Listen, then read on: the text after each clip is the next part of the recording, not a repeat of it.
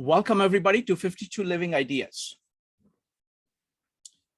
Today I'm going to be talking about this new model that I have.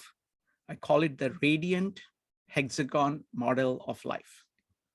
Okay, I struggled a lot in trying to name it. This was Joe's idea of saying, name things. It takes time to name things because you have to name it right. So hexagon is obvious, it is hexagonal. Radiant, I really like that term, okay? And then I was asking, it's clearly a model, but what is it a model of? First, I thought, is it model of the world? But it's really not the focus of the focus is not on the world itself. It is focused on your experience of the world. But is it just your experience? No, I think it's about your life. It captures, this is what I think life is. So one of the slides, I think the next slide is going to say, life is a radiant hexagon, okay? By radiant hexagon, I mean this,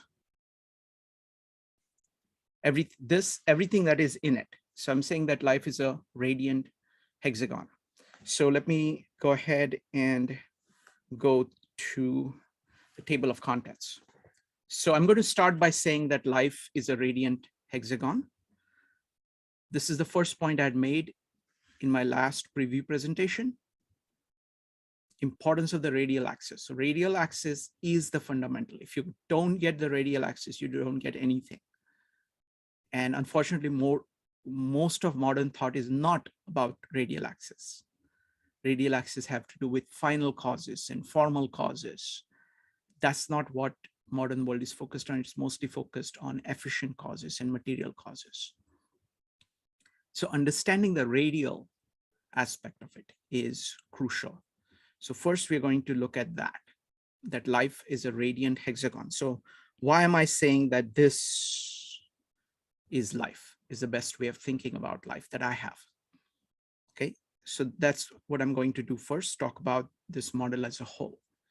Then we are going to look at three primary axes. So this is this one, and this one. So this is the mind, this is the heart, and this is the body. Then I'm going to do an interactive session of saying, how do you actually use this model to think about these three axes? Then I'm going to add these combo axis, which is my own idea about combo axis. I'm going to add that and then look at the model from there. Okay, I'm not in a hurry. I want to take time to get feedback from you, see what you think, and build on it. So we're going to go step by step. After each of the slides, I'm going to ask for questions and comments. All right, so let's get started. Life is a radiant hexagon. And Joe, thank you for asking me to name things. I think I have more names today than before. It is very hard to name things. It's very easy to name things in a way where you think you've named something and it actually destroys everything. So naming is a very slow, painful, inductive process. But that's kind of naturally, I found myself doing that throughout. So I have lots and lots of names, new names today. So let's start with this one. Thank you for taking the time. What I'm saying, it's not time, it's the work itself. And names are the byproduct of it, but they come when they come. You can't really push them too much. Otherwise, you're going to get wrong names and then you're going to lose the meaning of it. And I'm not sure that I have the best names I possibly can, but at least I have some drafts to start off with. So I'm saying that life is a radiant hexagon. So I'm saying life is this. So if you get one thing from this entire presentation, that's all I want you to walk away with, that this is what life is, okay? The core idea comes from multiple sources. Fundamentally, I've learned most from Louis Sullivan. He says form follows function. Function is right here. It works itself out. This is like the youth phrase, childhood phase of the function. And this over here is the fully functionated form. The hexagon that you see here, this part is the fully functionated form. So it creates forms. And then you have to keep making observations about them. If you don't watch out, the forms drift off away from the function. Even the forms which were once the right forms stop serving the function. So it is this loop.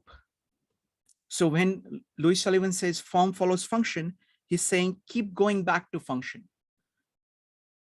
Let's phrase it from another perspective that Louis Sullivan does. Again, this is using life. He always says, remember the seed germ. Seed germ is right here. Seed germ is not the tree. It is the seed from which the tree comes. And he says, always remember the seed germ. Seed germ grows into a tree. This is the tree. This is the tree which is producing fruits. And fruits are basically the ones that are going to produce new seed.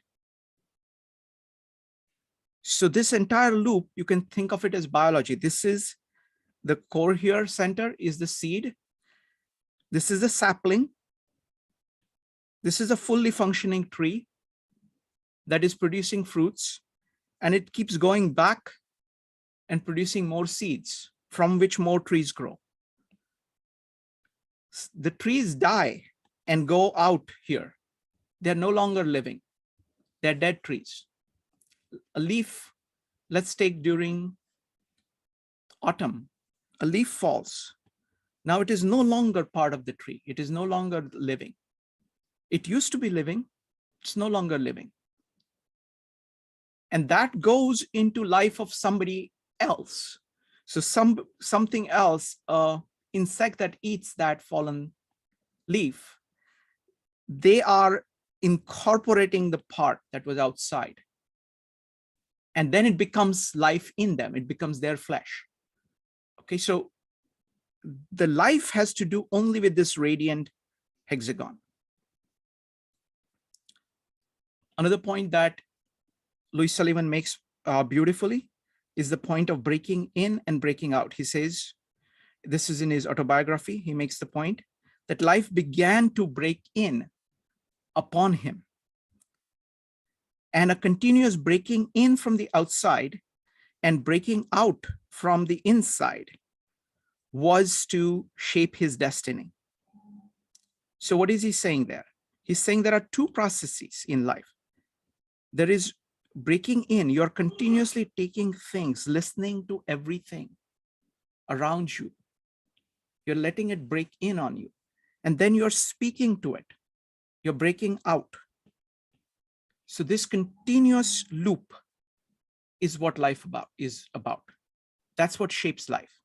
Moment you stop doing that, here is basically the periphery.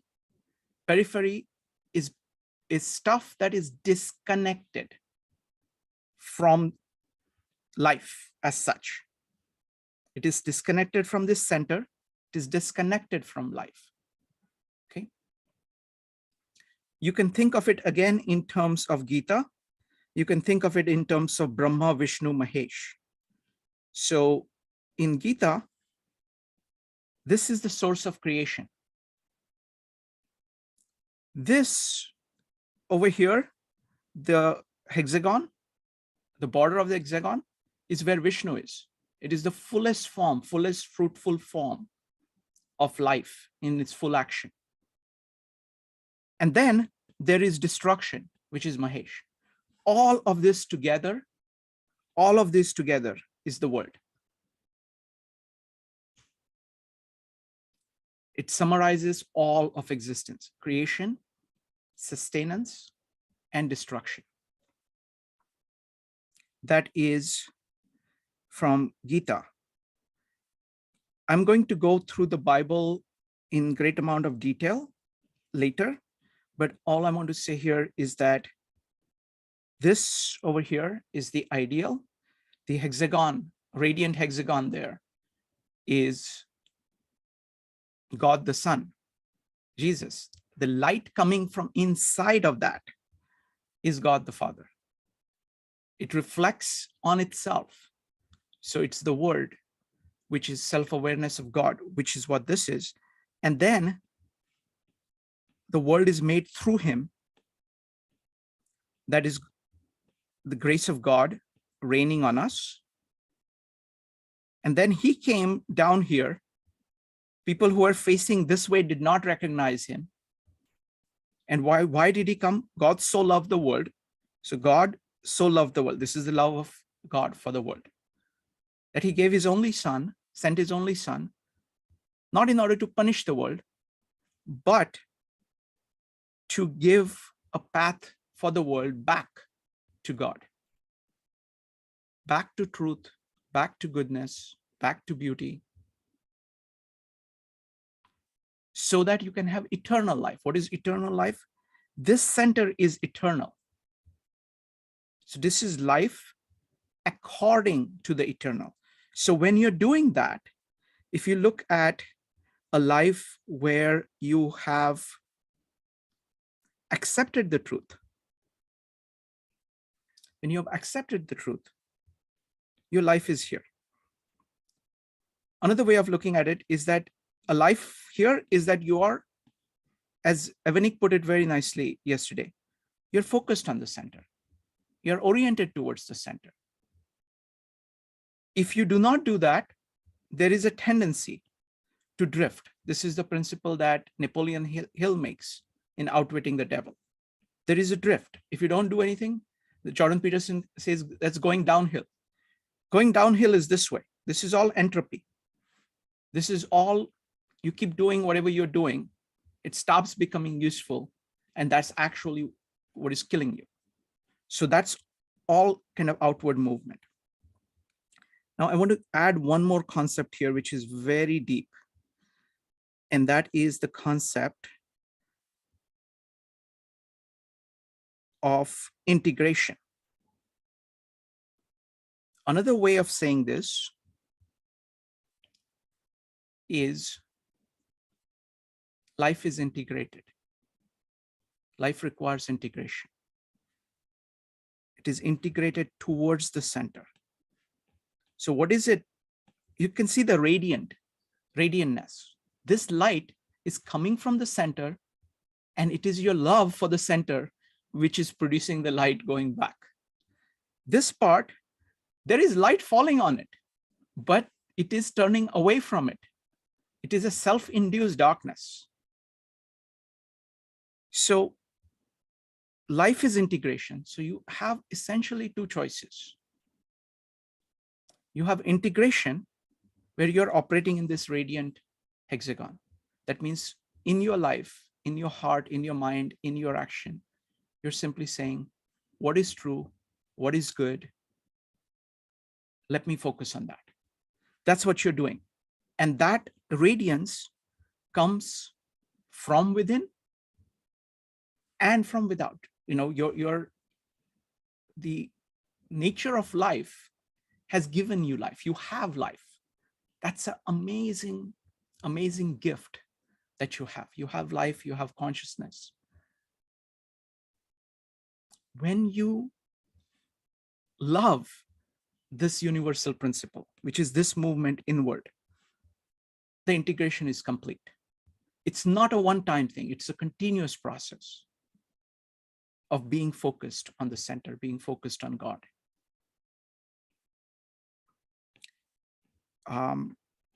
And that is integration. This periphery, whatever is there, is simply disintegration. That means it is disintegration, is one which is not integrated. Integrated means integrated with the center. Periphery is disintegration. Another way of thinking about it is integration of spirit and matter. So we've got spirit. You can think of spirit here, matter here. This loop is integrating spirit and matter. so that it is one. There is no duality. There is just this. What this is trying to hold on to a piece of something here. Without this, you're saying no to integration. I'm not going to do the effort of integration. So you're standing here, you're saying that actually life requires this integration, but you're saying it's too much work. I'm not going to do it. I'm just going to drift. So you go here. You go here simply because you're pointed this way. You're pointed away from it. It doesn't matter whether you're pointed this way or this way, this way. Effective direction is just away from the center. It means you're no longer integrated with the center. So the fundamental issue here is integration versus disintegration, whether you are focused on the center or not focused on the center. That is the radial. So radial means along this axis. So along this axis, you are here. You can either go here or here. That's the summary of my understanding of life. Okay, I think it's completely consistent with what Sullivan is saying, what Gita is saying, what Bible is saying. It is very much kind of at a biological level, that's what is going on, that life and life form are one. You can't have life without the life form, and you can't have the life form without the life in them. It's a living being. So this radiant hexagon is the living being, is what life is about. And it has this cycle of grace coming from God and your love going inward. Okay, so that, and then what happens is that all of these 6 things, let me go ahead and delete this. All of these 6 things, these 6 triangular parts are parts. So naturally within this hexagon, they are integrated and connected in various ways. But when you go over here, you're not focused on the center, you're not focused on integration. So you develop all kinds of false dualities of this, between these 6 things. Okay, and that's what we will go into next. But here I just want to pause and take any questions you have about these fundamental points that I've made, that life is a radiant hexagon, that hexagon is where radiance means that the form and function are connected with each other, they flow with each other. Spirit and matter are one, they are all integrated. Moment you lose that integration, you begin to die. That's the point I want to make with this slide. I'll take any comments or questions. Is this clear? Is it confusing? What do you think? Go ahead and type exclamation mark. Evanik. Yeah, I think this is actually really clear, and I just think it's a really good model of life. And something that you were seeing is about people that drift. And the thought came into my head, I have read it somewhere, is that easy has consequences. And when you were saying, it's just when you decide not to do the work, and I think that's key.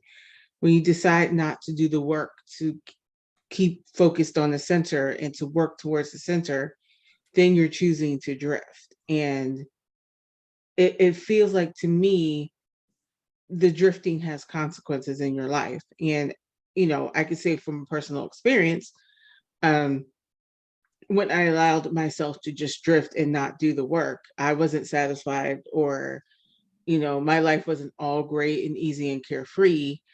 It was just, I just felt like I was just existing. and not really living. So I think that's just a great point, is that work towards the center. Yes, it takes work, but it's kind of like it's the work that you want to do. Like you want to do it even though it's hard, even though it's not easy, even though it's not pleasant, you still want to do the work. That way you can, that way you can feel more aligned with life and feel more alive. I think you're more alive when you're working towards a center. Work like whatever that is for you, but whenever you're working towards the center, you feel more alive. And when you drift, you just kind of feel like you're just existing. So that it's great. Wonderful. Thank you. Thank you. Anybody else wants to make a comment before I go on? Okay. Thank you, Evanik. Really appreciate the feedback. Now I want to focus now on the axis. Now I want to remind you again and again, always, just like Louis Sullivan says, remember the seed germ. I'm saying, remember the radiant hexagon. Okay, remember this whole thing. Because if you miss this whole thing, no matter what else you're getting, you're actually losing. You may think, oh, that's a great idea, but you're actually losing. Okay, so here is, I have some things here which are, I think, fundamental. So what I'm saying is that there are three things. The three primary axes are that of the mind, the heart, and the body. So in Bhagavad Gita, it is the Jnana Yoga here, Bhakti Yoga here, and here is called the Karma Yoga. I owe a lot to Bhagavad Gita for this. This is largely from Bhagavad Gita. Okay. In the Bible, it's the three stages. You understand the word, you can say love or believe or faith, something like that. Your heart is fully engaged in it. And then you actually walk. You actually take the actions to do that. Okay, now first I want to point out something here. So let's look at these axes one by one. So let's look at this axis here, the axis of the mind. If you look at Bhagavad Gita and what it is talking about, Jnana Yoga, it is about self-understanding, understanding at the core of your being. That's what we're talking about. Similarly, the understanding of the word that the Bible is talking about is fundamental understanding of what is the meaning of life. The best word I know for it is wisdom. It is deep knowledge of yourself and the world in an integrated form. That's what is inside the radiant hexagon. There is a version outside which is disintegrated. So these are ideas, these are thoughts. Now, the thoughts and ideas are tools of wisdom, are tools of self-understanding, deep understanding of the meaning of life. But they are such only when they are integrated. So this is an integrated version of the mind. And it is a virtue. It is a moral virtue.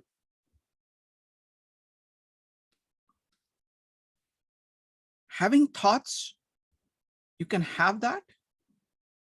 It can be good or it can be bad, and it can vary quite a bit. So this one, so wisdom is integrated. Okay. And this part, which is in the periphery, is disintegrated. Okay. So it could be ideas that you yourself had before. that are no longer, you're holding on to them, which are no longer serving the center, which are actually hurting you.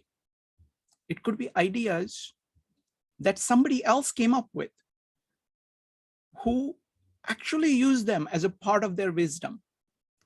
But the way you are approaching them, they are not adding, they are not integrating.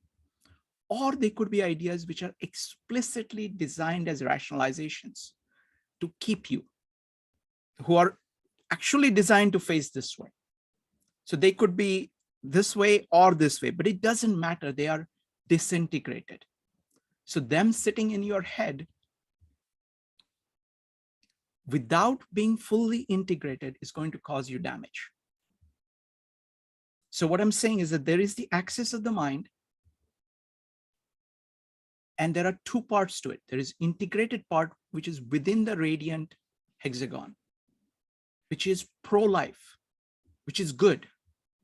And then there is, the mind has parts which are disintegrated,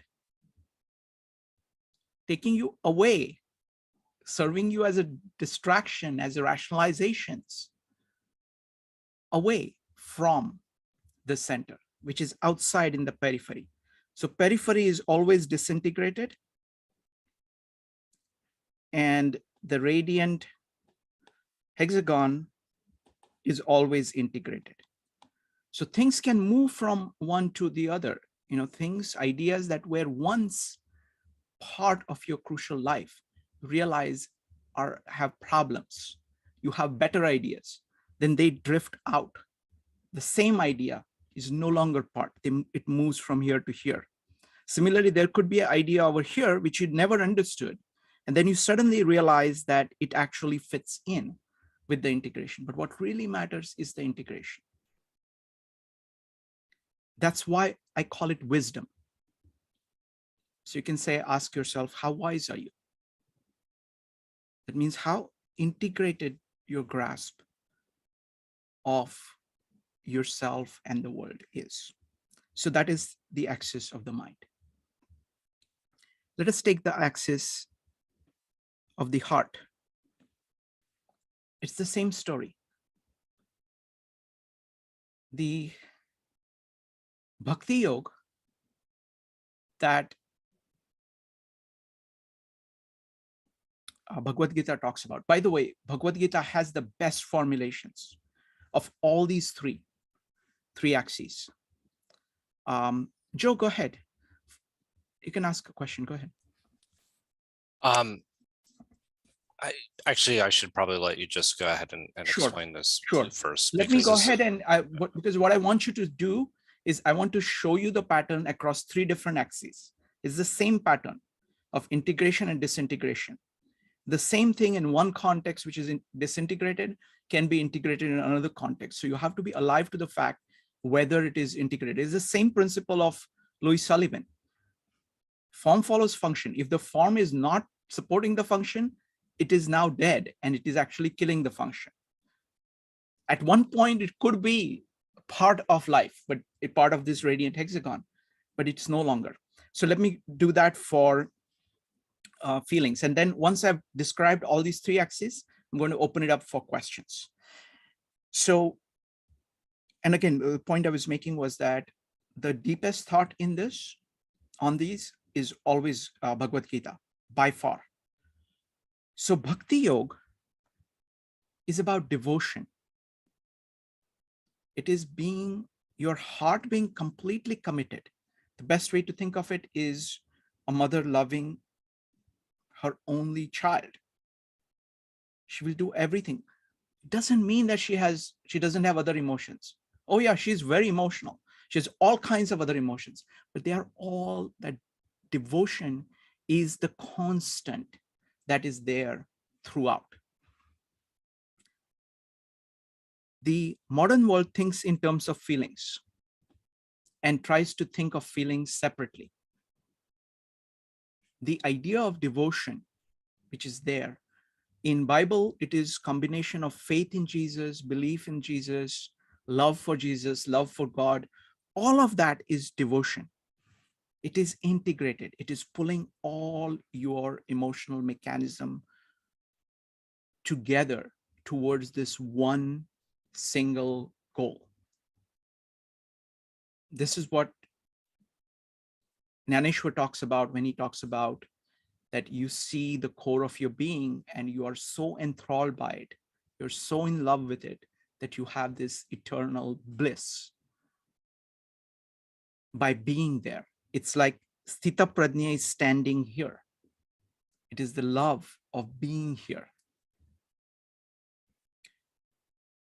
Again, just like modern world is focused on thoughts as individual things, without integrating that into meaning of life or any kind of wisdom, the modern world looks at feelings as disintegrated, not integrating into a devotion for life. Third axis, the last of the primary axis, is the axis of actions, body. The principle here is that, are you virtuous? Do you have courage to do whatever you think and feel deep in your heart you need to do? And are you doing that? That is what courage is about. Now, our body is capable of many different actions. Some of these actions would be integrated. The same actions that would be integrated at one time could be disintegrated at another time. So you have to say, you have to keep your eye on the ball here of the center, and you are using all these three means to get to it. There is an integrated form of using your faculties and a disintegrated form of using your faculties. The integrated form is within life, within the radiant hexagon. Disintegrated part exists, but is outside. It is in the periphery. Okay, whatever is in the periphery. So that is the distinction. So this is applying the distinction, the main point I'd made here of the radiant hexagon. This is applying this. What I've done in the next diagram is I've applied it here. I've applied it here. I've applied it. Oh, sorry. Sorry about that. And I have applied it here. I've said this, this, this, this, this, this. That's what I've said in this slide. Okay, so now I'll take any questions. Folks, just ask any questions that you have. Would love to answer any questions. This is a difficult topic.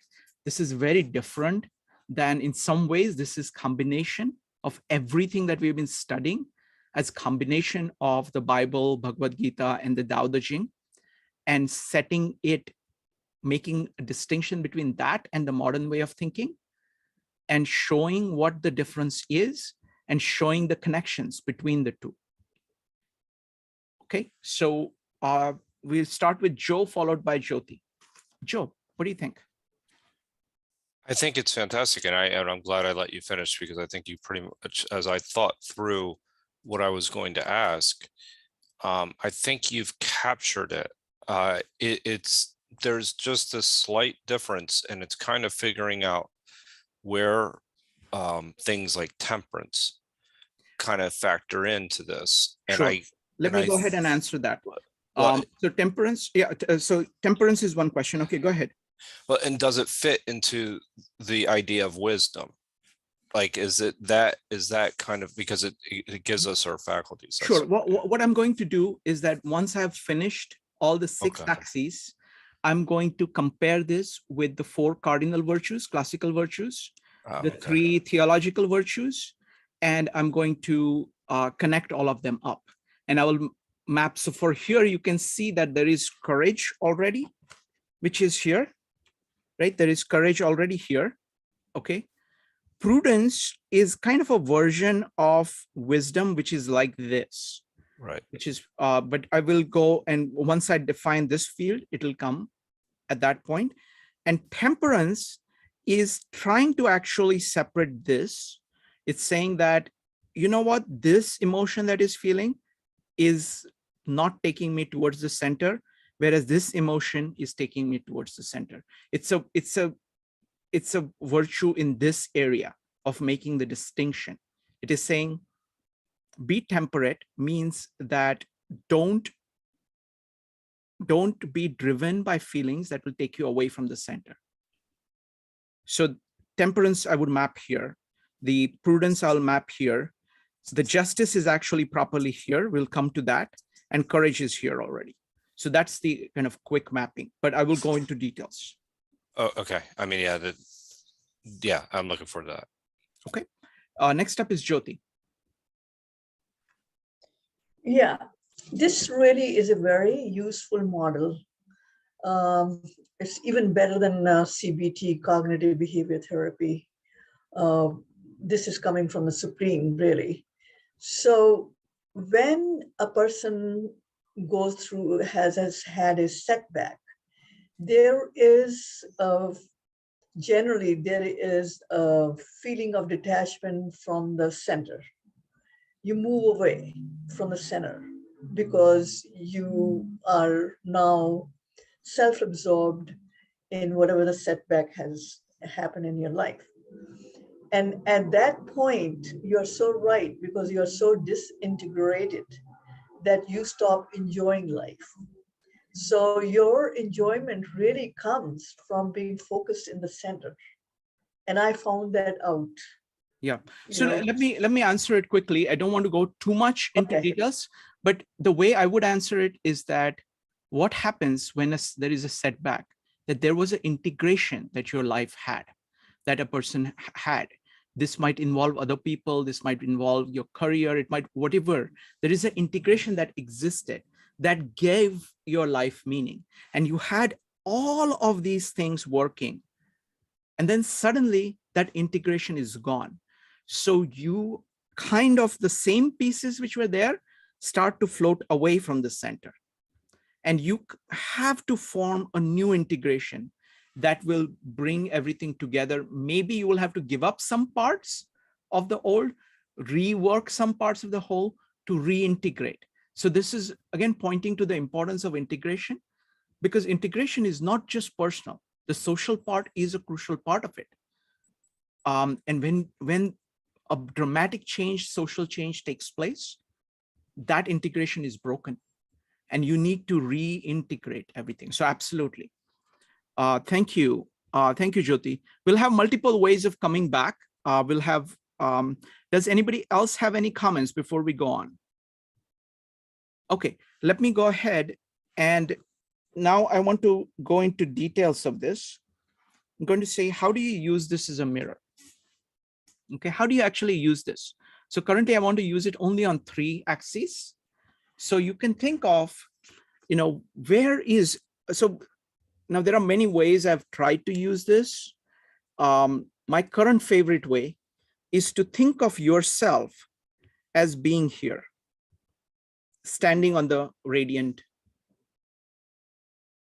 edge of that radiant hexagon. That's where you are.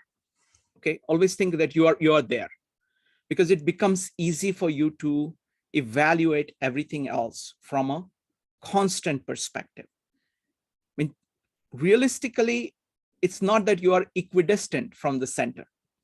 You will find that you are actually closer to the center on some things and farther away from the center on some things.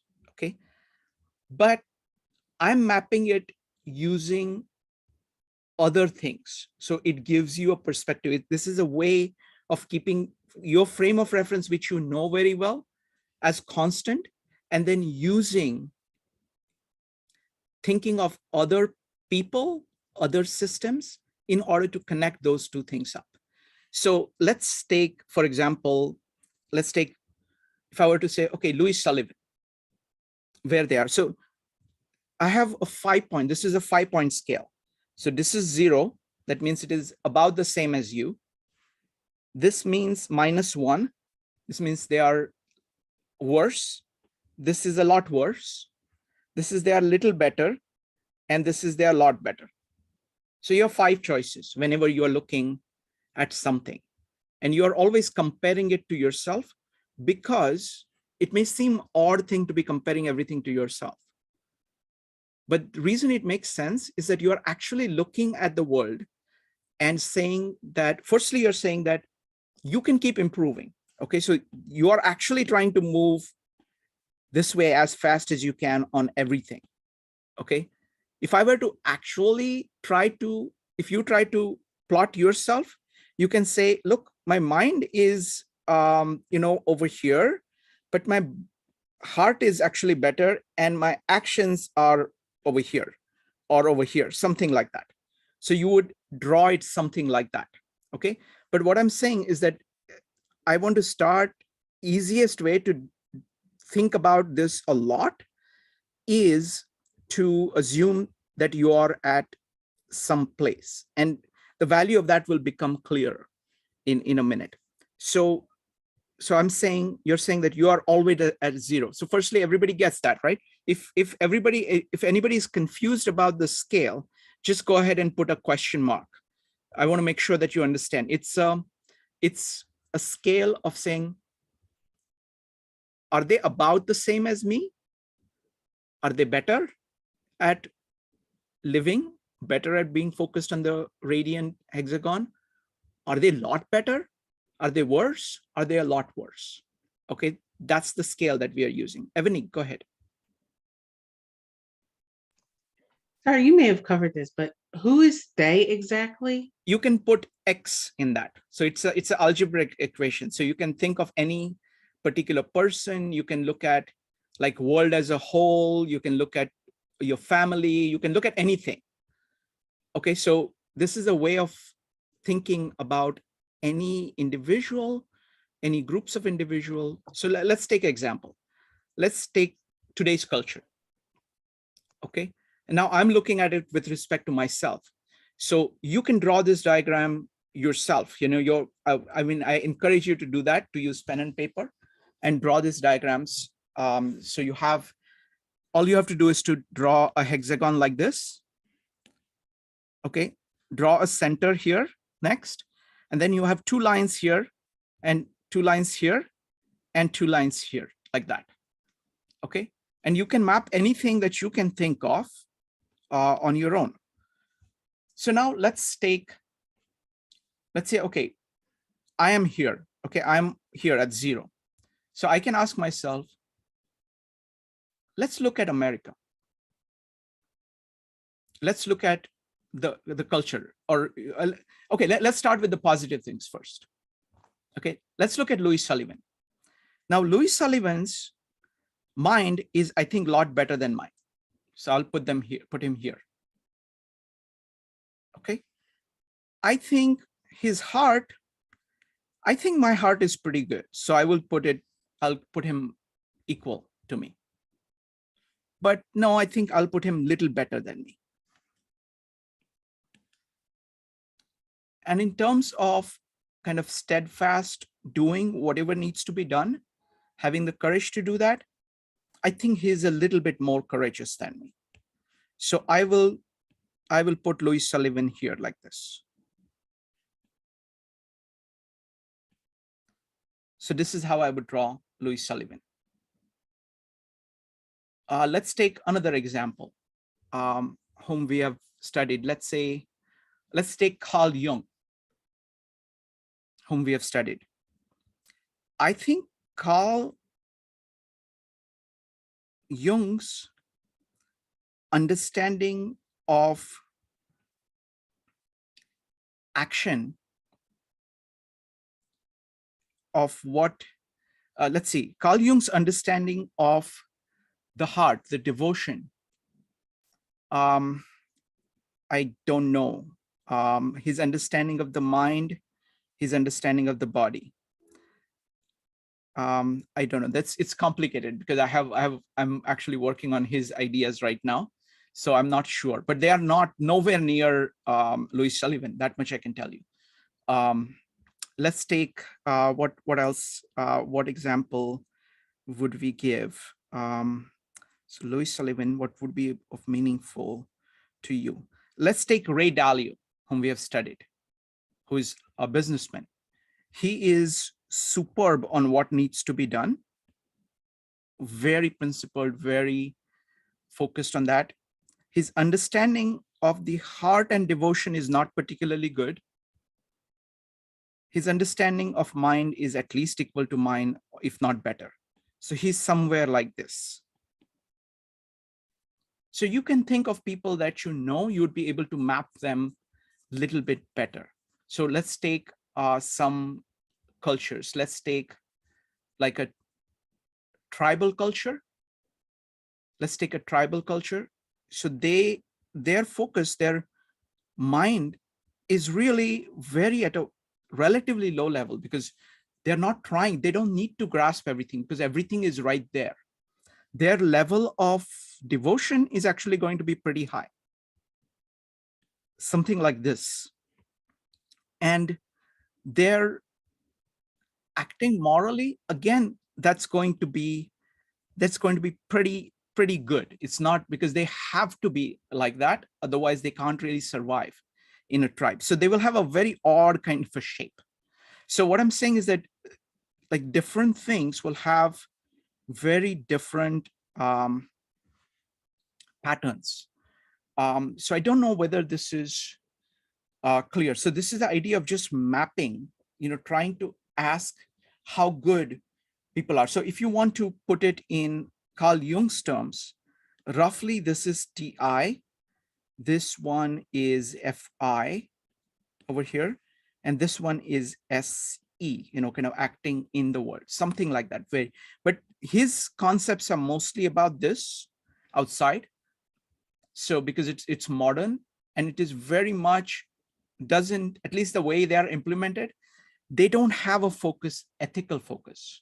They're actually, they instinctively go away from any kind of ethical, even implications from it. So this is a quick way of looking at how I see using it, but I want to now open it up for any questions, any comments, any ideas. Folks, this is very new, so I'm eager to take any questions that you have and any comments. Do you find like this two-part, this 5-point scale? So firstly, do you find this 5-point scale useful? Do you find it that you can actually name things? Would you like to actually try to evaluate things?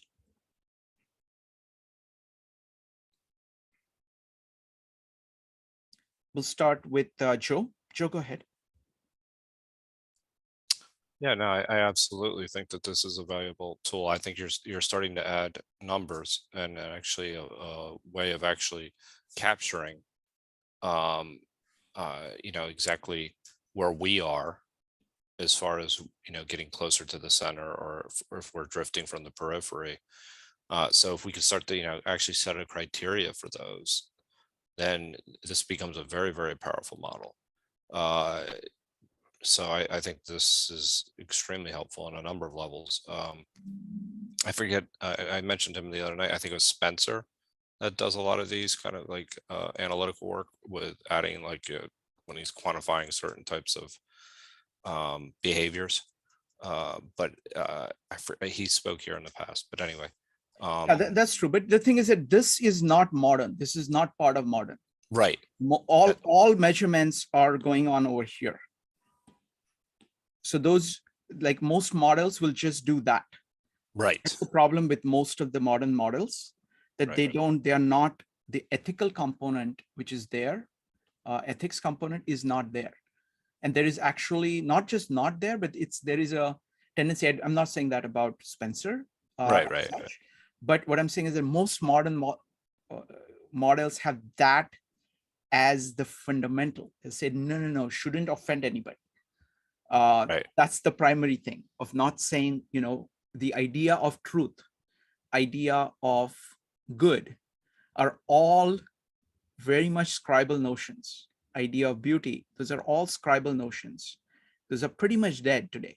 So it's like that's the problem that most models will run into, which is a very deep problem. So they are Yes. not focused on this. They are not focused on the radiant hexagon. That's the problem. Thank you. Rupali, what do you think? So I was trying to just make a map of where I stand on this. I feel that there's definitely more clarity in this diagram. I like that it's interactive, that you can place yourself on it. And I like to think of it as, okay, here is where you are. And then you can say, okay, I really need to work. It's very clear for me to say, I really need to work on my actions so that I'm closer to the center. Or it's a good way to quickly measure where you are in your own plane of development. And say, am I close to the center? Am I drifting? And you can do that in the moment, or you can take a more reflective approach to it. So you can very quickly guide yourself back to the center. I think this is very helpful. And I've been thinking about, why would you compare? I like the idea of plotting different people and different cultures for information, to get data, or to see, okay, if we would put Nyaneshwar on this. Yes. Right? Nyaneshwar, how close to the center? I mean, his work was phenomenal, doing the Nyaneshwari, and his devotion was phenomenal. And then for his ability to grasp those ideas and put them in a language that everybody could understand. Again, I mean, he is probably very, very close to the center. Right. Let me do one thing. That's a great point. Let me do one thing. Let me describe the other three axes, because then it is easier to draw portraits. This is like trying to draw portraits with just 3 colors, and the adding of the other 3 colors, I think, makes it far more richer. And you can see this, and then we'll look at Nyaneshwar and compare it to Louis Sullivan, and and the purpose of comparison actually is just for you to serve that as a mirror for yourself. You're really not looking at other people. You're trying to understand other people, not for the sake of critiquing them or anything like that. What you're trying to look for is role models for yourself. You're saying, can I be thinking better? Can I be better in my expression? Can I be better at, so what you will find is that some people are so good at some of these things, because in some ways there is infinite progression here. You can keep going closer and closer to the center. So let me do one thing. Let me go ahead. We'll have Evanik comment, and then we will go ahead and I will put all the 6 axes on the table, and then we will be able to do far greater comparisons. Go ahead, Evanik. Yeah, when you said that, like, you can use this model to compare people, well, to improve yourself by, looking at where you are in relation to people. I also was thinking too, like, this is an excellent way of staving off jealousy or envy of another person. Like, if you see a person that has what you want, instead of like just harboring and, feeding bad feelings about the person, you can look at the scale and say, okay, where are they at in their mind, and where am I at in my mind, and look at why they are where they are, and then see if you can use some of the things that they're doing, or do some of the things that they're doing to get you to where you want to be. So I think this is another benefit of this model. Excellent. So let me go to the other axes. Now, this is completely kind of work in progress here. This is all new. This is just me. I've not seen it anywhere else. So this is just my way of thinking about these things. What I realize is that we are integrated being, and we combine these faculties in order to produce different things. So for example, we use our mind and our heart in order to create these objects of beauty. They also involve action. but it is largely the thing that really makes them these inspirations are the fullest use of your mind and your body. So we create art. We also build family and friends in of close relations whom are like whom we love. And those are a crucial part of our lives. We also interact with the economy as a whole. That's what makes, for us to have the leisure to be able to do that is a result of some amazing things that have been done in the economy.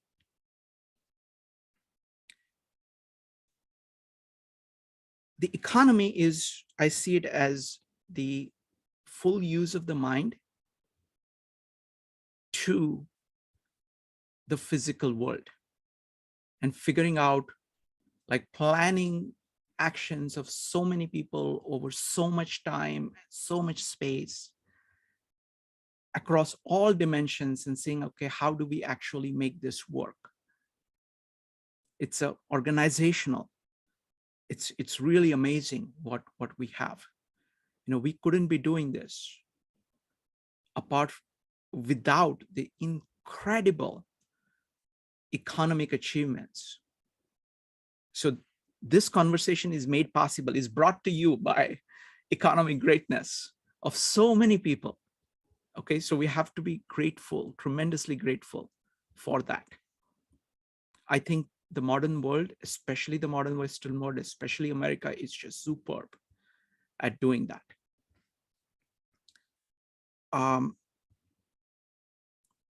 So the economy, this cyan here, by the way, the colors here are simply the combinations. The red, green, and blue are the primary colors of light. And when you combine red and blue, you get magenta. When you combine red and green colors of light, you get yellow. When you combine the green and the blue light, you get cyan light. So those are the colors that I've used as being the combinations. So I find this extremely useful because this actually fills out. This is like, as Rupali was pointing out on Friday, art, family and friends, and economy is what we do.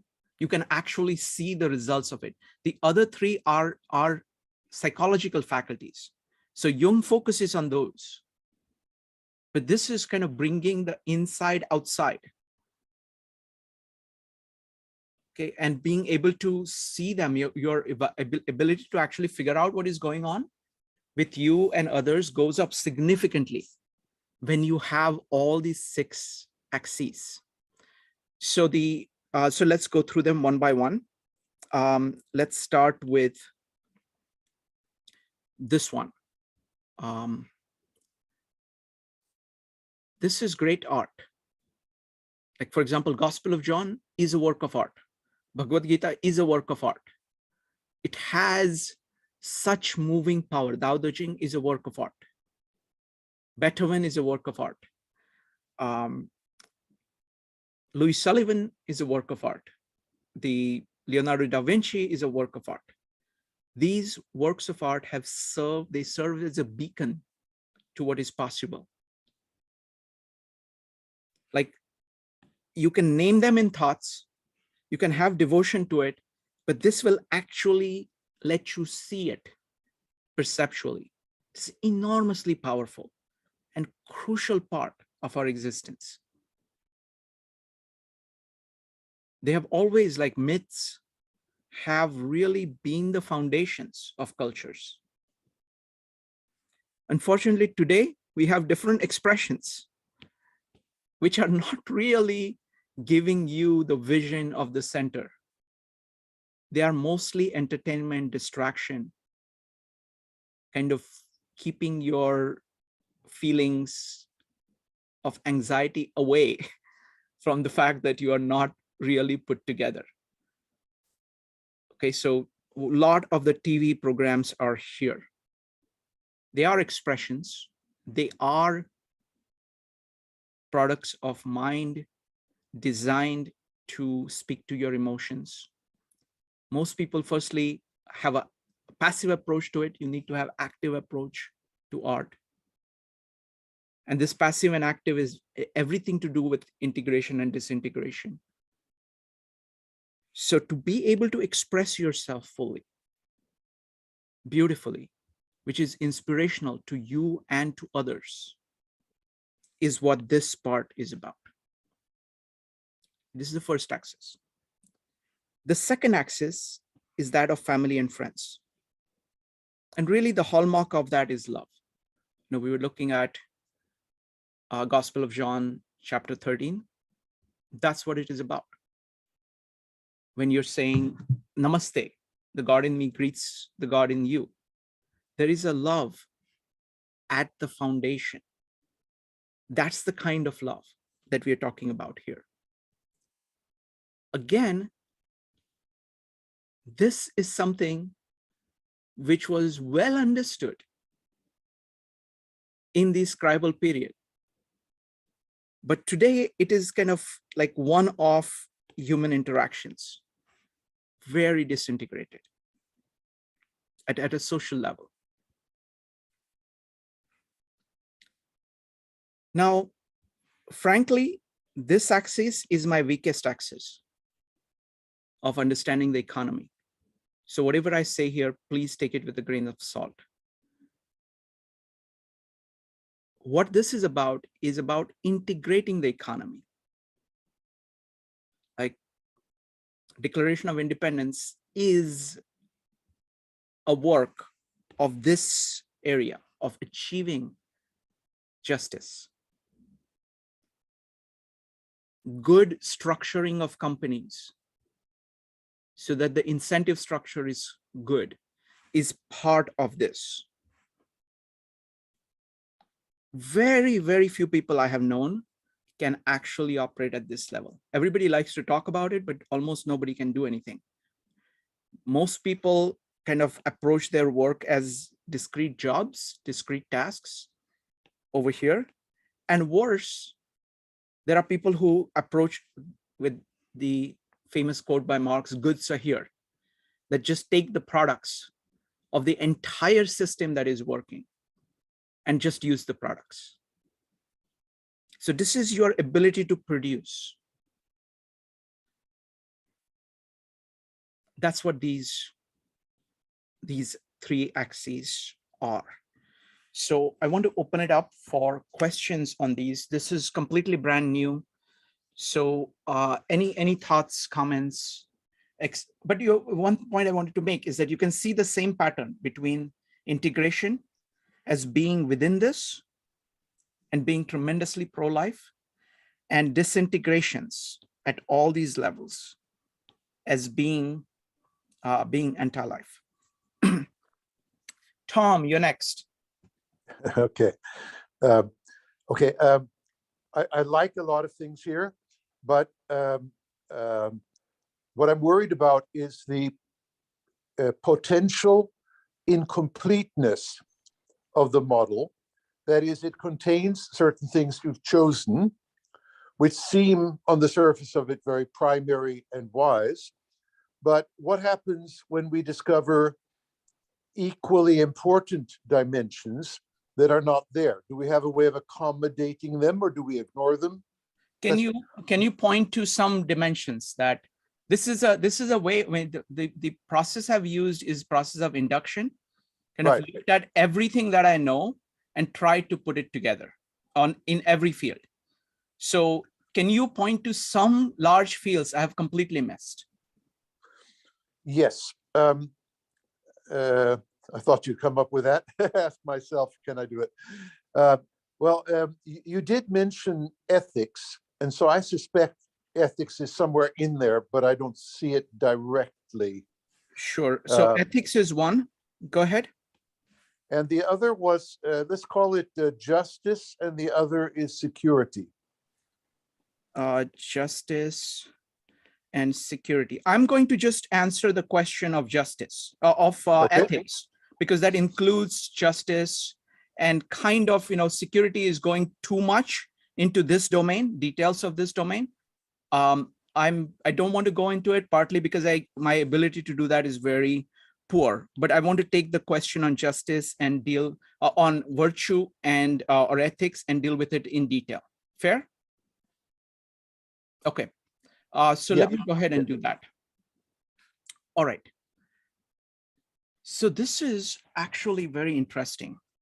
Let me go ahead and wipe the slate clean and start over here. A fantastic question, by the way. So let me go ahead and answer it fully. I had promised to answer this question in the last presentation on the Gospel of John. Don't know if Gary is still here. No, Gary had to leave, looks like. No, just a second. Okay, that's fine. I'll send him the copy of it. Okay. All right.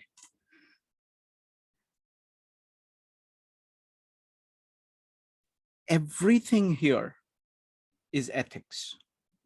All those concepts are concepts of ethics.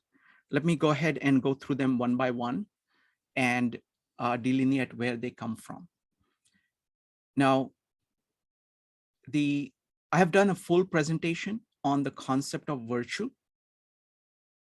as presented in the 103 Great Ideas. What they did was that they brought together all the thinkers, all the philosophers, all the novelists across all time, and cataloged all the questions that they had asked about virtue and put together all the sums. So I've done a version of that. Now there are two.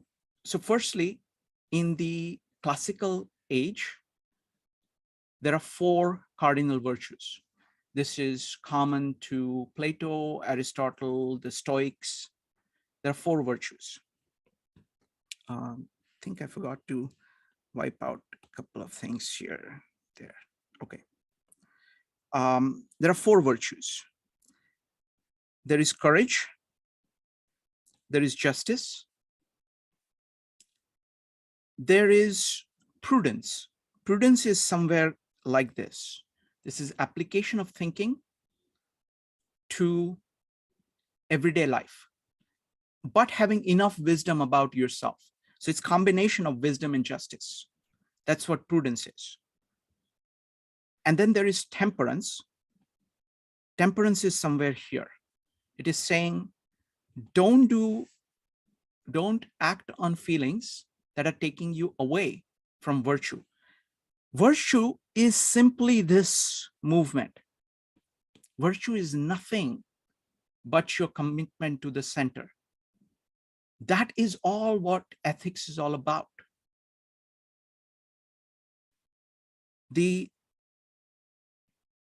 Let's put it, I want to make it simple so that you can see that the shape, this is the shape of ethics as seen by the Greeks and the Romans.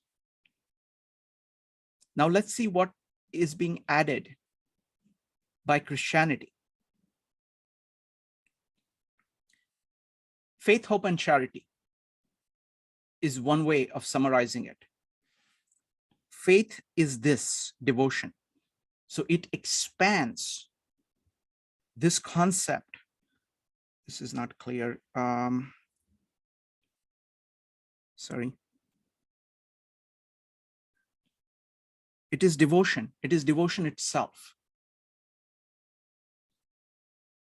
Love of God is what devotion is, belief is. So this is faith. Charity and love of others is closely connected. So this is what that virtue is. And hope, if you look at what the hope is really coming from here. It is seeing the potential of what you can do. It is the dramatic presentation, either in person of Jesus or through various means of what is possible. So in some ways, these Christian virtues complete. Temperance is relatively minor, so I'm going to let it go for now.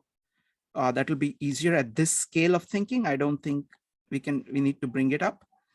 So basically this is the ethics. So what the old world had was essentially this, what the classical world had amazingly well.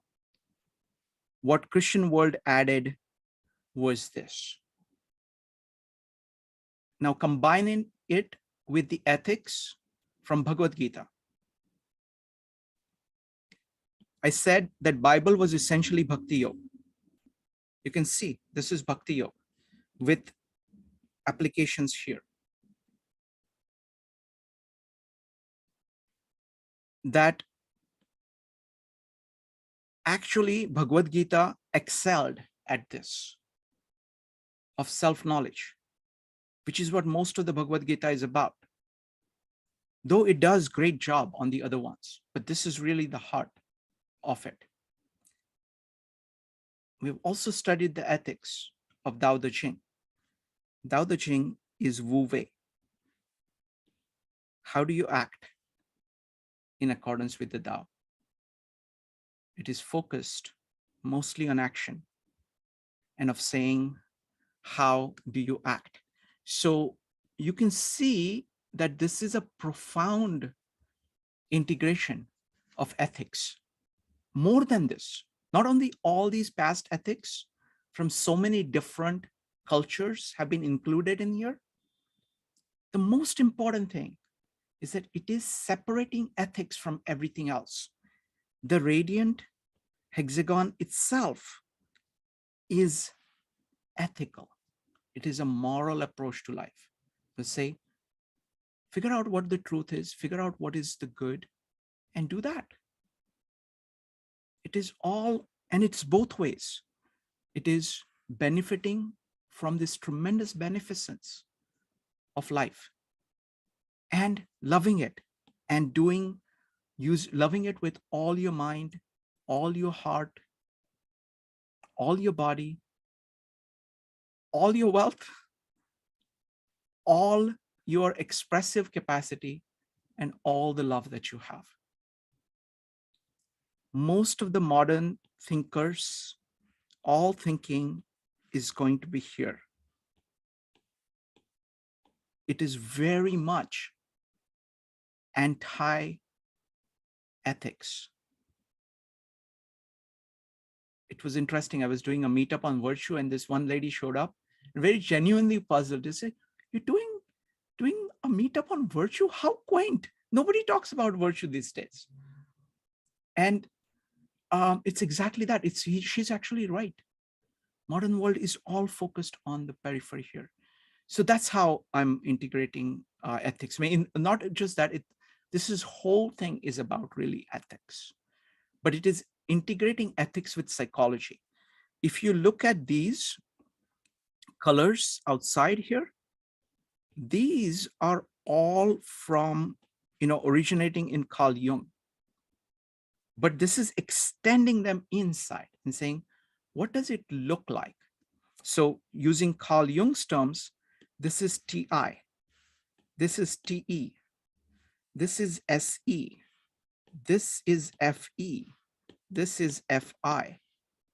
But these are all about just the peripheral functions. They're also focused on individual, what is happening inside of them. They don't capture the interaction with the world as well.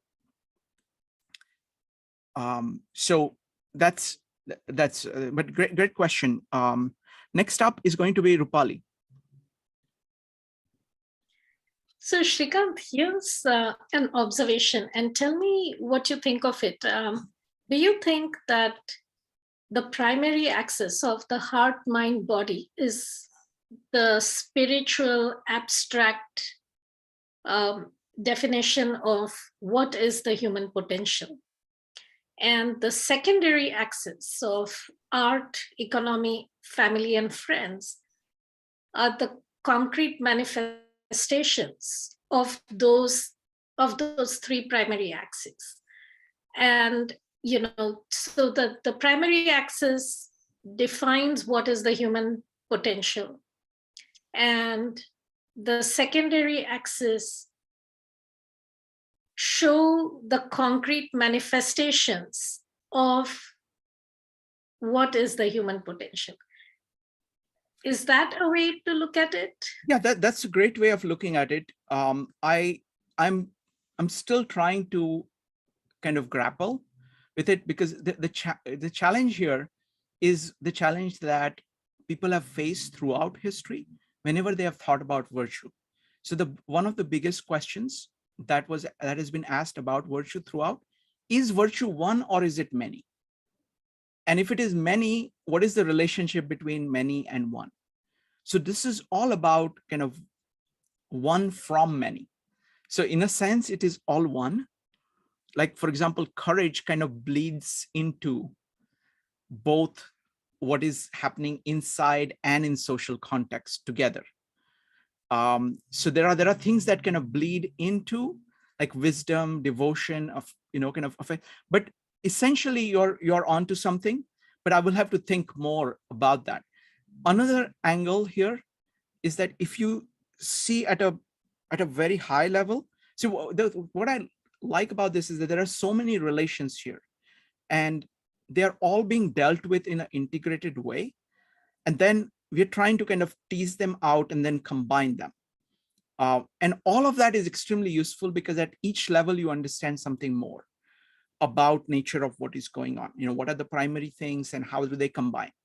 Another way of looking at it is that this whole thing at the top is something which is like mental, spiritual, heart-based.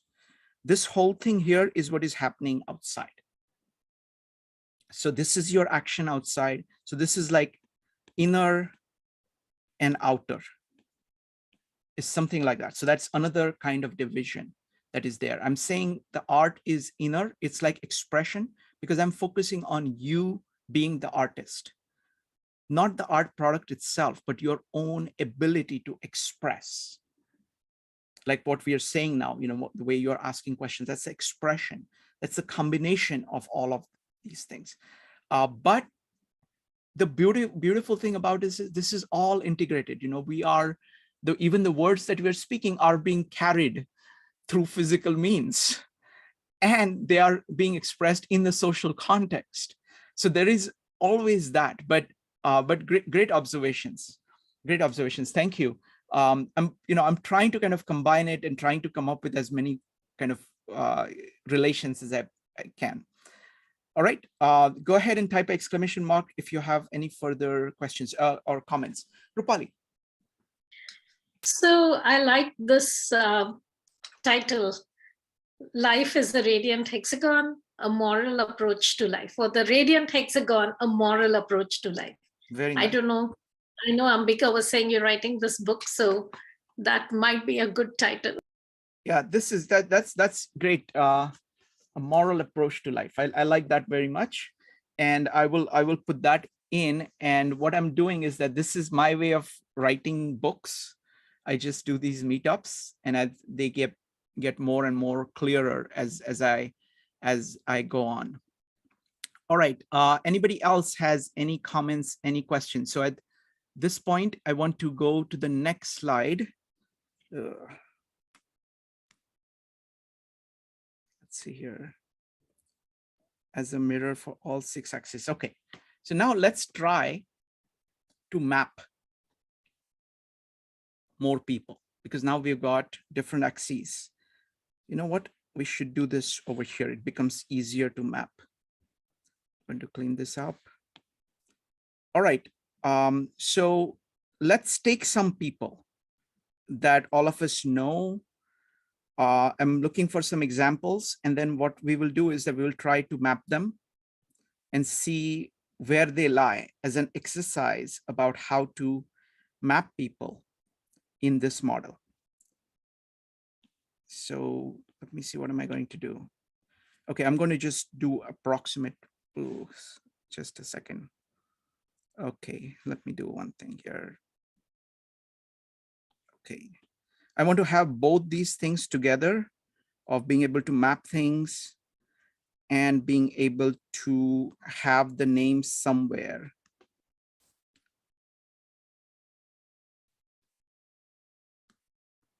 Give me a second. I'm trying to set things up.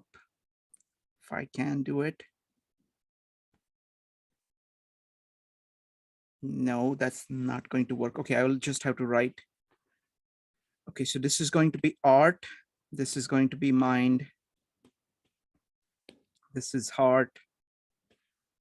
This is body. This is economy. And this is family and friends.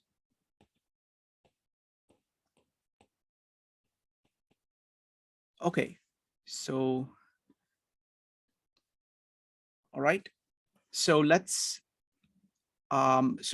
take some examples. Let's take Naneshwar, for example, right?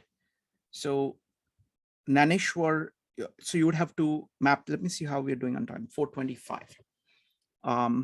Okay, so you would have to say that, for example, Naneshwar, his expression is just amazing. Now this is, I'm always evaluating everybody with respect to me. Okay, so his expression is amazing. His thinking power is incredible. Okay, his love for the center is off the charts. Okay. In terms of economy, I think he's very poor. He really doesn't understand the economy that well. In terms of love, he's pretty good, but he's not as good as his mind is on this. In terms of virtue, he's perfect. So Naneshwar, I would put something like this.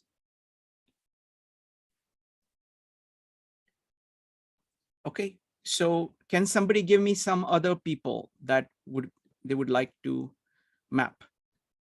This is a very quick impressionistic portraits. You know, in Times Square, there are these portrait artists who give you 5-minute portraits. So this is like 5-minute portrait, 2-minute portrait of a great mind.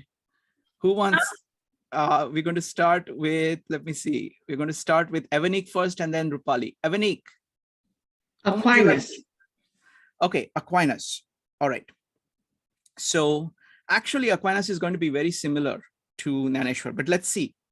Okay, his mind is fantastic.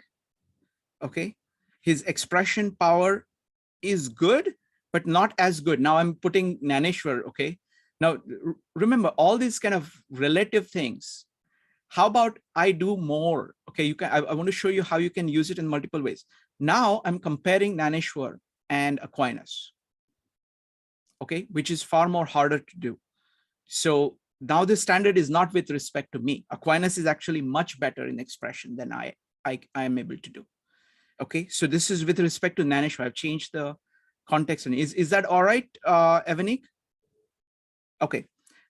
In terms of heart, I think he's good, but I think the kind of the love for God. No, I'm sorry. I think he's equal with Naneshwar.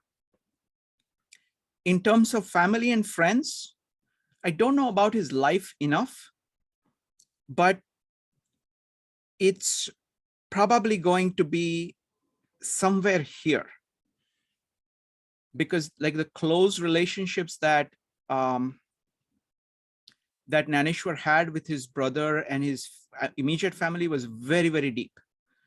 And he had, like, comparatively, Aquinas is separated out from the rest of the masses.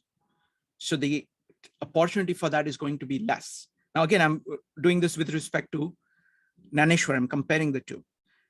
In terms of ethical, I think both of them are fantastic. Okay, in terms of actual economic things, now this is a surprise, okay? This is actually a surprise. He is somewhere here or here. Aquinas realized that he was bringing Aristotle into Christian church. Aristotle was dominated by Plato. By all calculations, sorry, I made a mistake. He's here. By all calculations of what had happened to people like him before, he should have been burnt at stake. But he became one of the primary fathers of the church. It is a tremendous political achievement, which is unparalleled in history. So he is kind of like this.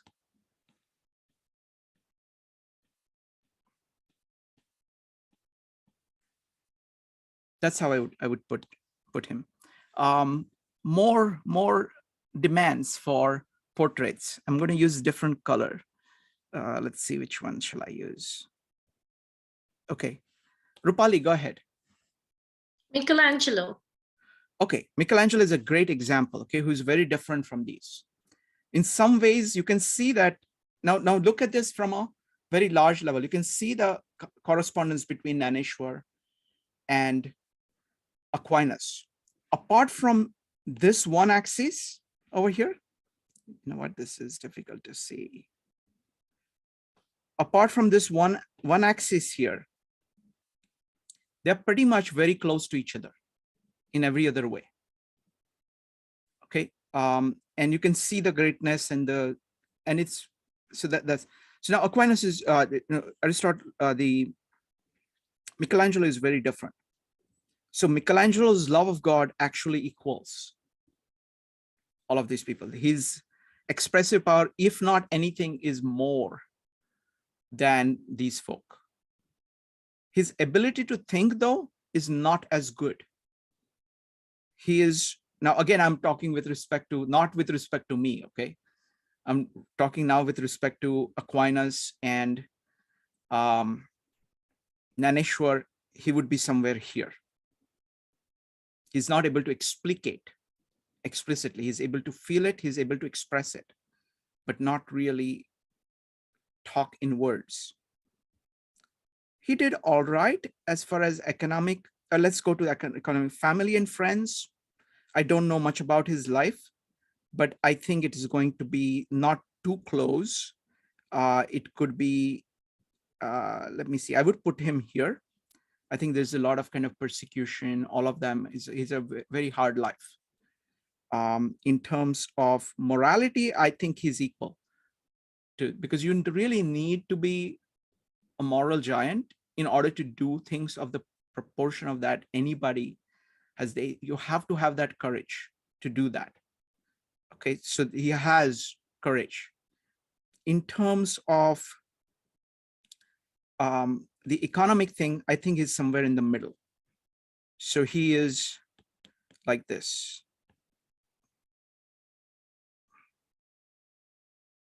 Something like that. All right. Okay, so did you guys find this useful of being able to think? Does it seem, the thing I like about it is that it forces you to ask specific questions. So what do I really like about Michelangelo? And when you put him right next to Naneshwar or Newton, you can see the differences far more clearly. And then you can ask yourself, where are you?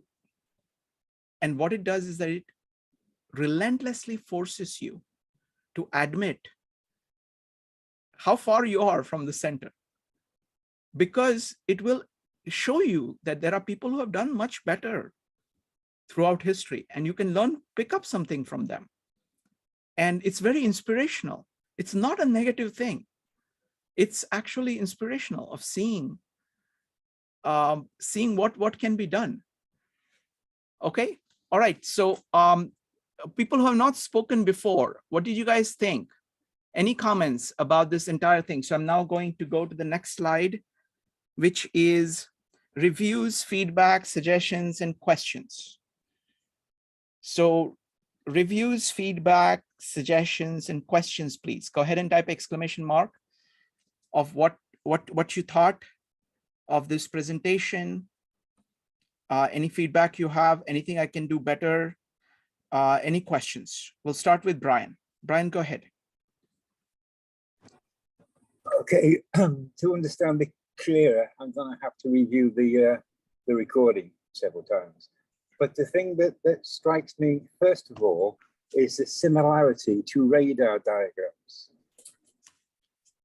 You Mhm. understand that? Radar diagrams. No, can you explain a little bit?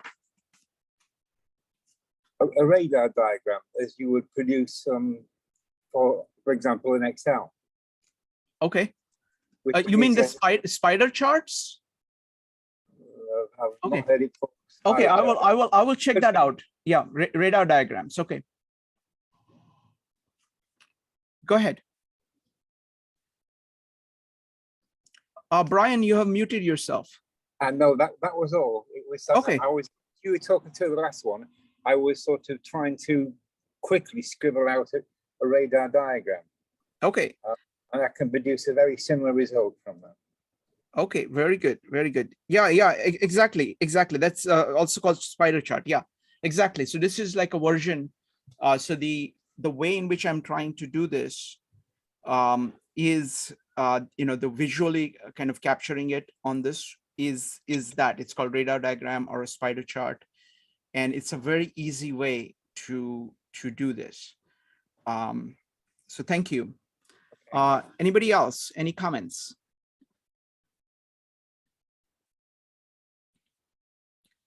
Judy, what did you think?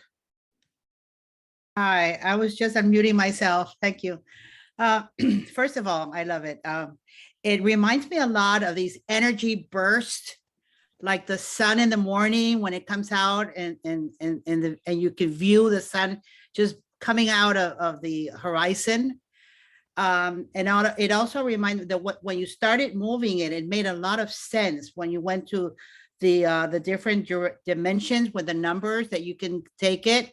It reminded me of a spider web, which takes different types of forms for the main reason for catching its prey. In our in our way of looking at it, it's not a prey, but of understanding who we are, and especially when you started linking it to other people and doing these like grams of other people, it just made a lot of sense, and they were all different.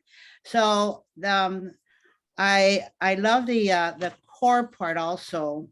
And it reminds me of with the color white and the word radiancy or radiant.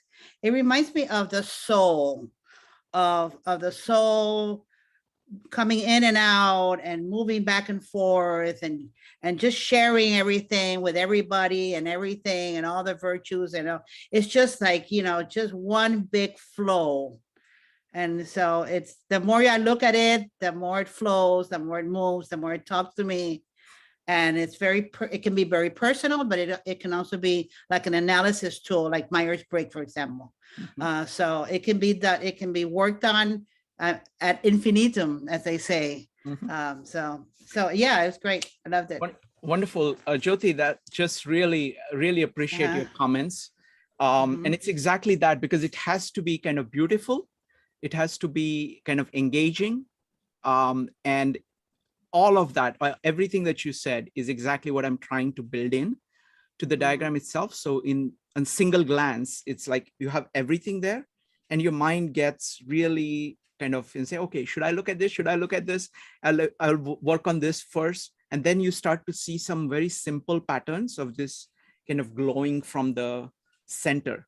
And that radiance, I worked a lot with how much the transparency to use so that you get a feel of light, that there is the radiant hexagon has this light filled nature, but at the same time, the differences in colors are still visible.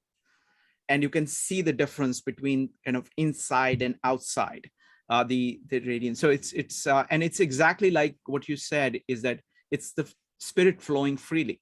It's like Brahma being everywhere. Yeah. It is the Holy Spirit between operating, and that's what I'm trying to capture. So thank you so much. Really appreciate the comments. Okay. Next up is going to be Elena, followed by Mike. Elena. Yes, thank you, Shrikant. Let me go back to one of the diagrams, but with the comments. Mm-hmm. Let me see. Okay. Okay, here. So in between thoughts and actions, where economy is, Mm-hmm. right? Like the light blue triangle. Mm-hmm. So you have goods and justice. So basically, could you just give me your interpretation of that? Say, okay, so if we go towards the center, it's proper, it's Tao, it's harmonious, it's justice. If we go outside the center, it's goods and accumulation, attachment, too much. Why is that the center is, why do you call it justice when we go towards the center? That's a very, very good question. I'm not happy with the word justice yet. There is a lot.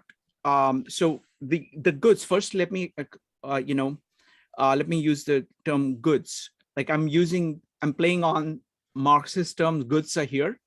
Like when you get focused on the products of production and try to hold on to it, try to grab onto it and just use that. Okay, that's the problem, and that's a classic example of periphery, where you're saying, hell with the people who actually produce. Like these farmers are actually going to produce the grain. No, I will just take over the grain and let the farmers starve and don't know what happens next year. Okay. And that's the kind of thinking that is there. Now that's the most extreme kind of thinking, but many people operate that way at a much lower end level, where they get used to just the products and do not respect the process itself that produced it. So that's what I was trying to get at.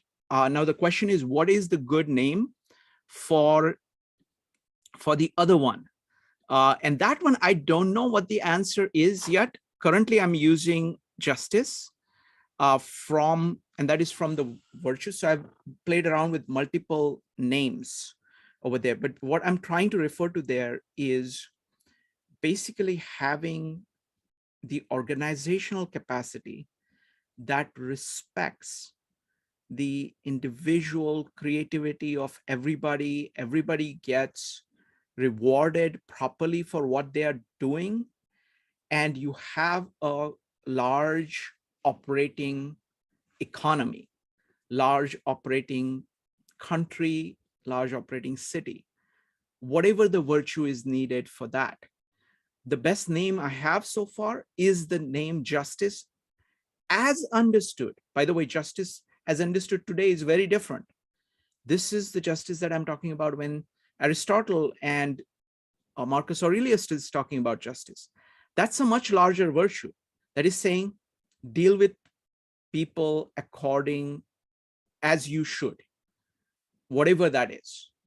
And it doesn't include just punishing the bad people, but also rewarding the good people. It is dealing with people justly across your life. So that's what you're doing. That's what you have to do in order to do that. So maybe we can apply it to this meetup, right? The meetups that we do. So what we want to make sure is that somebody who comes in, see, people who are already in the meetup, who are used to coming, are like friends and family.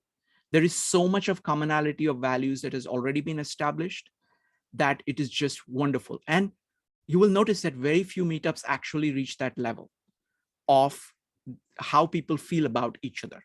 Okay, so we have basically achieved this part fairly well.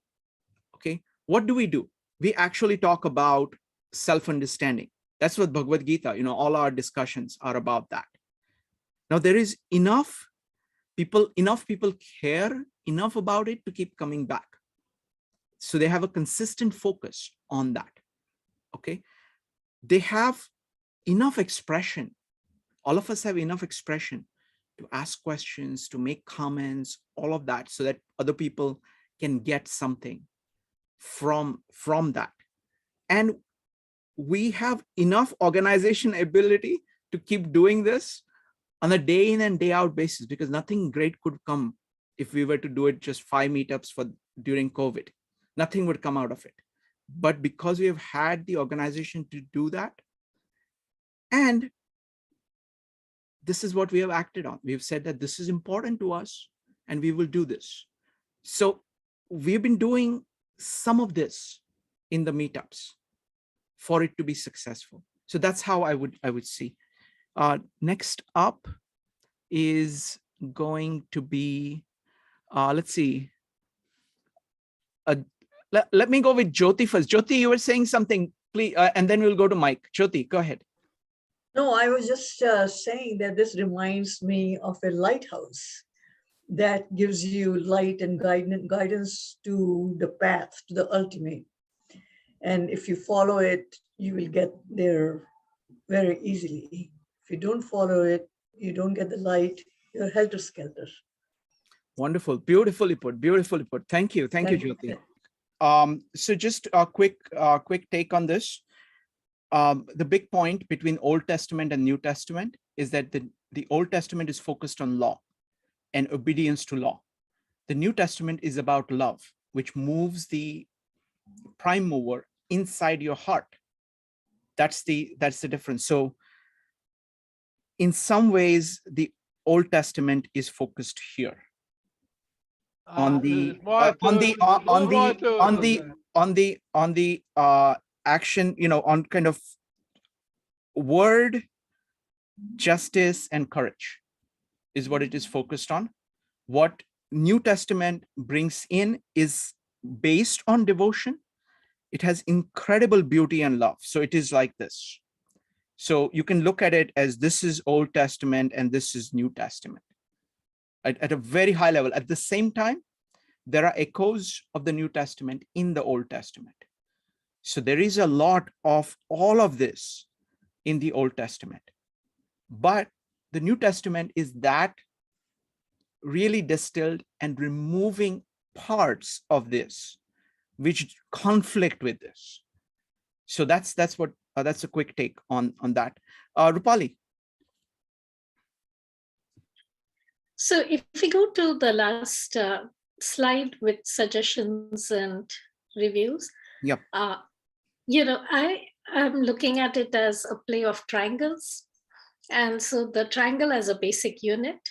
And if you say, hey, I have plotted myself on this diagram, and then I could say, I'm just going to take the rhombus, the blue rhombus, and work on that. Or I'm going to take the yellow and the green rhombus and then work on that. And you can, because it has the basic unit of a triangle, I think there's a lot of possibility to say, how can I grow within this model? And because trying to do everything at one time can be overwhelming, but I like the idea of this unit of one triangle. You can combine 3 and use that trapezoid as one unit and say, I'm going to work on family, devotion, and love, or I'm going to work on expressions in my mind, putting those two together. So I just love the immense amount of possibilities that you can do with this diagram. Just an observation. Wonderful. And maybe a thought for a meetup. Yeah, no, this is great. When Yogeshwar talked about Bhakti Yoga, Jnana Yoga, and Karma Yoga, right? He was saying, okay, it's like 50%, this one is like 30%, something. I like to, in my mind, I always think of it in terms of 60, 30, 10, because they are such different numbers. So you can ask yourself, like if you were to take primary colors, what are you focused on? So let's say in the primary colors, let's say that you are at 60, 30, 10, something like that. Then you can say, okay, so this means I'm very strong here. I'm kind of medium here and I'm weak here, let's say. Then you can say, okay, I have 2 choices. I can either build on my strengths or I can improve on my weaknesses. What's my plan? So you can, after doing the evaluation, you can say, okay, my to-do is this. And the to-do could include kind of improvement on weakness and building on strengths. So I think that's very, very good. And what I find is that combining these other axes. So you can say, look, my expression is actually very good. This is about 30 and this is about 10. So that's like a second way for you to evaluate yourself. And you can use the combination and you can do to-dos in that way. So I like that there are like these three combinations. So there's 3 primary axes and 3 combo axes. And you can evaluate yourself separately on each of them. And you can do to-dos. So it gives you a far more nuanced understanding of yourself. But there is a lot, Rupali, here. And I've done such things with the MBTI things. I've done lots of experiments and stuff like that, actually doing meetups and having people who are strong here talk to people who are strong here and say what is the result of that? How does kind of working together with people who are strong, like if you're weak at something and other person is strong, at the same time, you're kind of medium on both of them. How do you kind of come up with a relation, kind of a working pattern where you are covering each other's weaknesses, but at the same time, you have enough in common that you have this deep level of respect and trust for each other. So there's all kinds of things that, that can be built on the top of that. Thank you. Next up is Evanique. I just wanted to say this was a great presentation. Thank you so much, Shrikant. I'm going to have to run soon. Sure. But I like the idea that there's choice. And you were saying like you could use this diagram and you could choose what you want to focus on. Do you want to build on your strengths or do you want to work on your weaknesses and bring those strengths? And then I think using using this diagram to compare people that you admire or people, I would say, who have what you want to achieve, you could grade them on that scale and say, okay, where am I in terms of that? And where do I need to improve? Or where do I need to work on? Like if it's a strength, where do I need to work on? So this is very valuable and I'm looking forward to more meetups on this. So thank you. I just want to tell everybody that I'm doing a follow-up meetup on Wednesday, where I'm going to connect this to comprehensivism. How can we use this as a tool for comprehensivism? And what are the implications of that? So that's going to be Wednesday at 9 p.m. Eastern time. Next up is Tom. Tom, go ahead. Yeah, I'm beginning to understand something, and that this is a model for multiple dimensions of life or a human's life. Now, there's something missing from it, which is some external set of these requirements, I would call them, so that we can look at different individuals or groups of individuals and different lives and match them. So I know you're already doing that. You're matching the one individual against the other, but I'm thinking there's something external, which I call objectives. And this is, in a sense, a mapping of the attributes of a particular individual or type of individual. Okay. And so my remark is about that external thing we can use this to map against. Sure. Let me address that. So actually, this one works very well with both individuals and externals. So you can, let's say that you're talking about a school. Okay, you can say, okay, where is my school right now? My school at the level of education, let's see if I can get something here. Give me a second here. And Rupali, if you have any comments on this, let me know.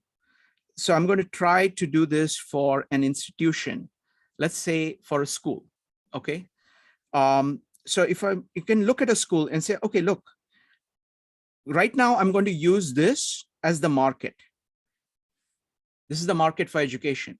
The living square is the market, and you're trying to evaluate your school, okay, which is what you're trying to build, okay, with respect to this market. Let's say the school, I'm thinking of, let's say Rupali school, at the level of mind, it is able to do this.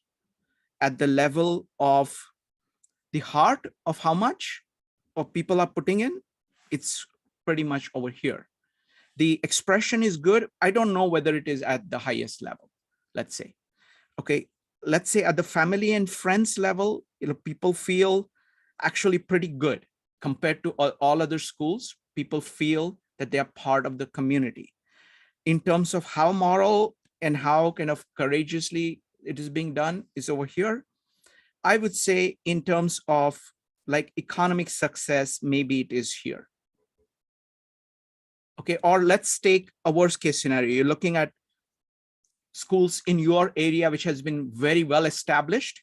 Then you're saying here, let's say, and you're saying, okay, my school looks like this as compared to the market.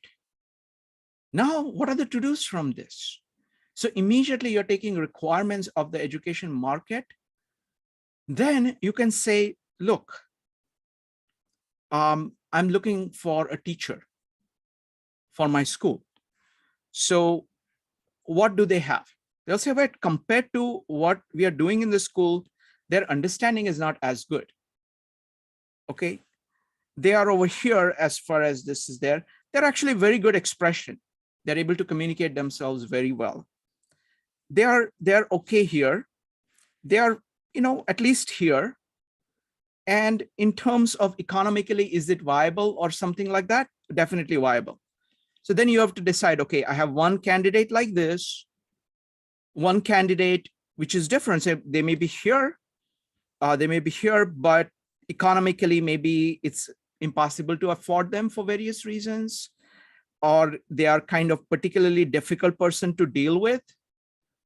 So you can say, okay, I have a choice between either this person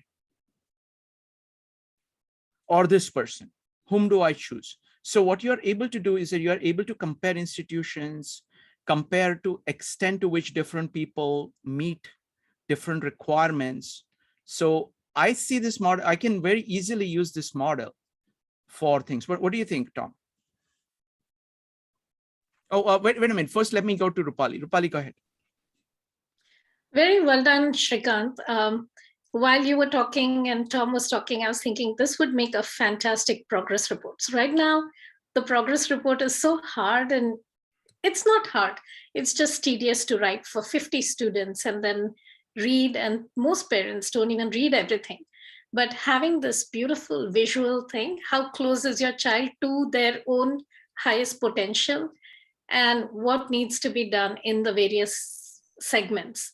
I think it's quick, it's easy to plot, it's visually appealing. I'm going to take this as an idea for a progress report. Absolutely. And it is a lot more easier to map a child than Nanishwar.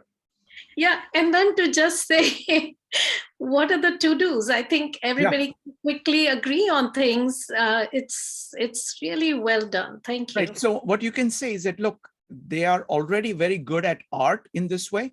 So they should be spending good amount of time on that. At the same time, they are very weak on language. And this is the plan for that. And then what it does is that it is being presented actually very respectfully, with full acknowledgement of that individual as an individual. So I think it's far more effective that way, because it is acknowledging, it's not just kind of critique. It is not saying, oh, you're good, but it is a much more balanced way. And anybody who's really cares about their child and their growth, I think they would like it. Thank you. Tom, what do you think? Yeah, I like what Rupali says here. I agree with it. I'm torn between the elegance, visual simplicity of this, and in my mind, sometimes there's a need to go deeper, but you complicate things. So I'm trying to balance those things. I'm going to send you a paper I've written on a similar method, Sure. and I'll send it to Rupali and Joe, and Wonderful. I'll be torn. Thank you. Thank you. No, that is really the heart of the problem here. What you're trying to do is that we're trying to do philosophy. We're trying to keep the whole in mind. There are all kinds of modern methods which are superb at drilling in at things. Okay, they're far better than what I can come up with. They're actually very, very good at doing that. But what is really missing is tools that let you focus on the whole. And that's what I'm trying to do. And what will happen is that as I develop it further, maybe I'll get a little bit better at drilling in, because the thing is that I'm resisting drilling in if it was to lose kind of the focus on the main. But anyway, folks, thank you very much. Great comments, everybody. Hope to see you on Wednesday for a continuation of this, application of this to comprehensivism. We've done 100 meetups on comprehensivism. I'm going to try to apply it to all of them. Thank you, All right. Shrikant. It's Bye. Thank you. Beautiful. Bye bye, Rupali. Bye, everyone. Bye, Bye. everyone. Bye-bye. Bye.